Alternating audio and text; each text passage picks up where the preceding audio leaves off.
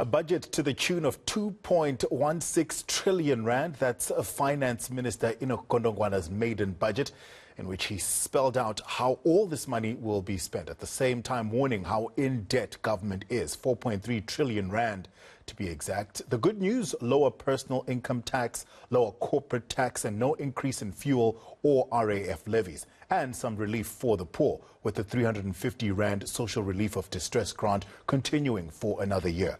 The bad news: excise duties on alcohol and tobacco will increase by between 4.5 and 6.5% with immediate effect. Godongwana has been breaking bread this morning with some of the country's big businessmen and women. Our business editor, Devin Mergan, is there with microphone in tow. Good morning, Devin. What's the consensus from everyone who's at the breakfast on Minister Godongwana's budget speech?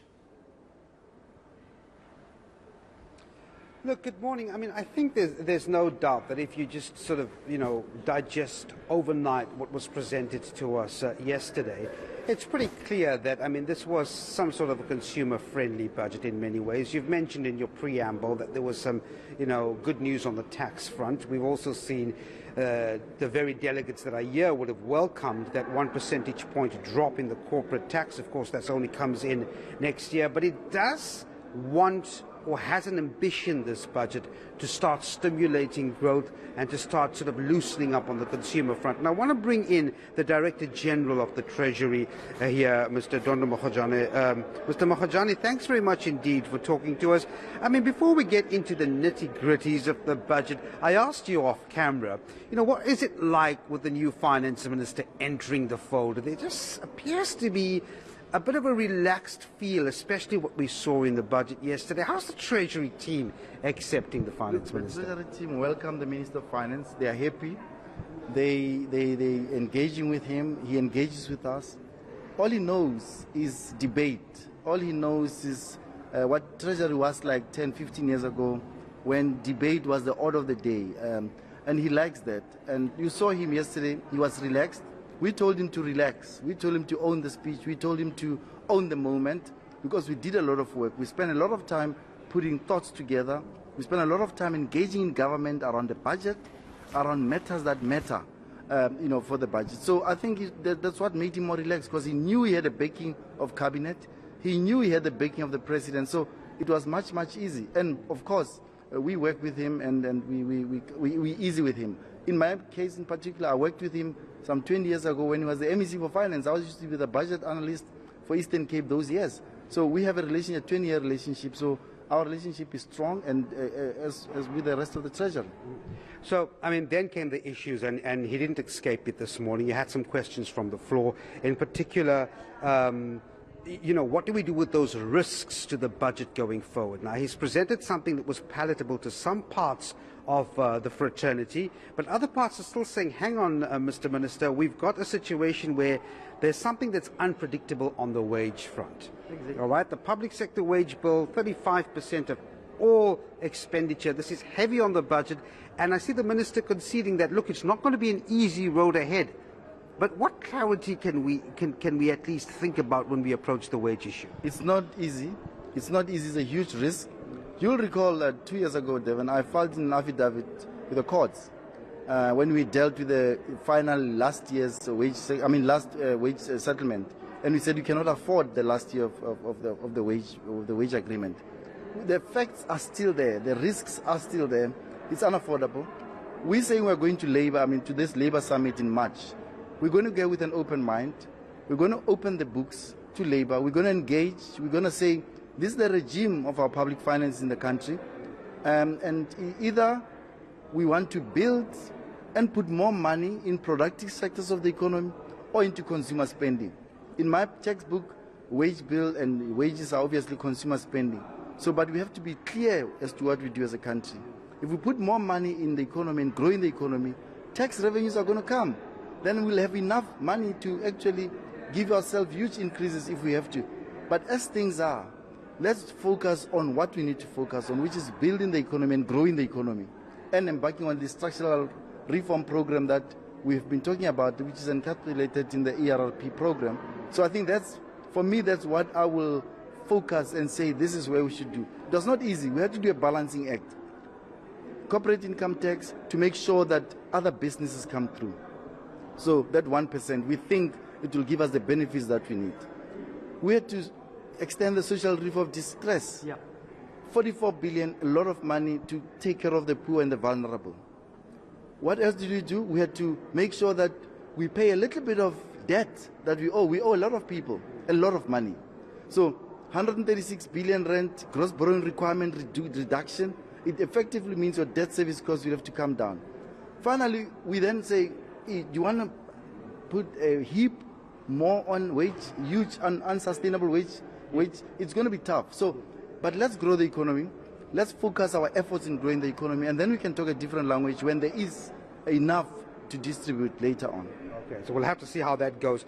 DG, in the lead up to this budget, I mean, you had a lot of people raising their hands when we had word that the World Bank has approved that 11 billion rand loan, all right? And then you had people sort of writing in and saying, what are you guys doing with the money? Where's this money going to go? What about the interest rate? Just clear up for us. The last time I heard Duncan Peterson from the Treasury talk, he says, guys, listen, most of the money that we get in dollar terms takes care of our dollar-denominated sort of commitments, am I right? Where does the money go, the international money go to when you borrow them, primarily? It's a cash management issue, and we do that very well. We've perfected that art in the Treasury as cash management specialists of our public finances. Duncan and his team does that. Now, we can choose. We've got redemptions that we pay. Now, some redemptions are in dollars, some redemptions are in rands. So again, we have to, as we manage our cash, we have to take into account how much are we going to be paying as part of repaying dollar-denominated loans. We can use that for that. Or we can convert these dollars into cash if you want to. So I think the strategy, as Duncan indicated at the time, was that, let's keep on to the 750 million. It does not mean, remember, we would have indicated our gross borrowing requirement for the year, which was $3 billion in dollar terms. It would have been part of last year's February budget. So it is accounted for in the budget for 21-22 already. So as to where the money is going to go to, it's already in there. But then it's, as I say, a cash management issue. You've got dollars, keep them. The rand-dollar exchange rate is at this level. You want to keep it until you can get more and stretch that dollar. So it's a cash management issue that Duncan was talking about. But it is calculated as part of the revenue base for the current financial year. As much as we indicated now that in 22-23, there's another target in raising foreign-denominated loans. DJ, I've got a final question to you. So you've got this 2.2 or thereabout trillion rand budget, all right? A lot of people at home when watching this on their television set says, all right, look, you've got the money coming in, but when I look outside my window at the municipality, I just see things falling apart. Can you explain to people, in terms of the oversight of budget, it's just not the budget allocation, but rather accountability that goes down is not doing this country justice in many instances, am I right? What is the role to actually hold accountable on how the money they spend works effectively? Because municipalities are not doing great with that budget. Exactly, and it's worrying. It's worrying, but we've got oversight bodies, accountability, over monitoring mechanisms that are in place. But it's how those and how effective those are. Let me quickly tell you that, for instance, in the Treasury, there's a unit called Local Government Budget Analysis. Their job is to ensure and understand what's happening in municipalities.